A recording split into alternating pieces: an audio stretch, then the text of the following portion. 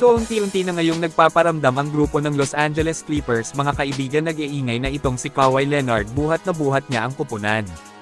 Kung saan kasalukuyang hawak po ng team nila ngayon ang 6 winning streak at lahat ng panalo ay kumakumade si datlo ng mga matataas na numero.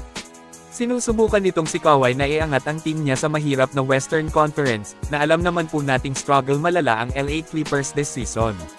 Sila ay nasa number 11 spot lang sa West na may 12-21 win-loss record.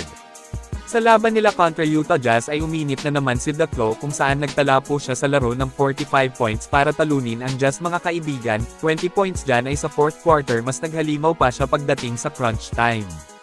Grabe, iba pa rin talaga itong si Kawhi, kayang-kaya pa rin po niyang bumuhat ng kupunan. Bagaman nasa mababang pwesto lang ang Clippers ngayon, ay magandang senyales na ang 6 na sunod-sunod nilang panalo sa kanilang malaking bawi this season.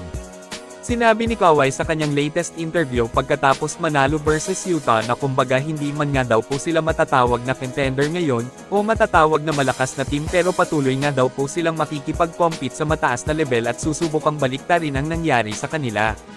Sa madaling sabi, gagawin nila ang lahat para makaangat sa standing sa Western Conference at mabalik ang nawalang tiwala ng maraming fans sa grupo.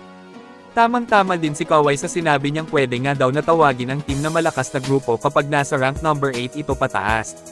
Para sa akin, maaga pa naman pwede pang makaakyat ang Los Angeles Clippers, pero yun nga, kailangan din nga talaga nilang manalo pa ng maraming mga laban sa paparating ngayong season. Kayo mga kaibigan, ano ang masasabi niyo sa kupunan ng Los Angeles Clippers? Mag-comment lang po.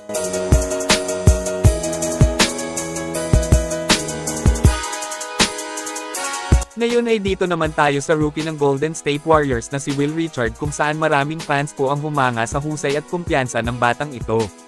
Rookie pa pero wala itong bakas ng pagiging baguhan pa sa liga, sabi nga ni Steve Kerr noon na parang nasa pang-7 season na nga daw si Will ngayon.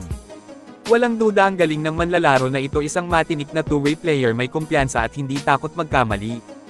Kasalukuyang kabilang siya ngayon sa closing lineup ng Warriors, ibig sabihin may go signal na siya kay Kerr. Well, sa husay ba naman ni Will Richard, talagang dapat na mas e-priority siya kumpara sa iba, bigyan ng quality minutes kasi ang galawan niya ay pang future superstar. Mautak maglaro, may matibay na depensa at malakas na opensa. Ito sipatin po ninyo hanggang dulo kung gaano kagaling maglaro ang rookie ng Golden State.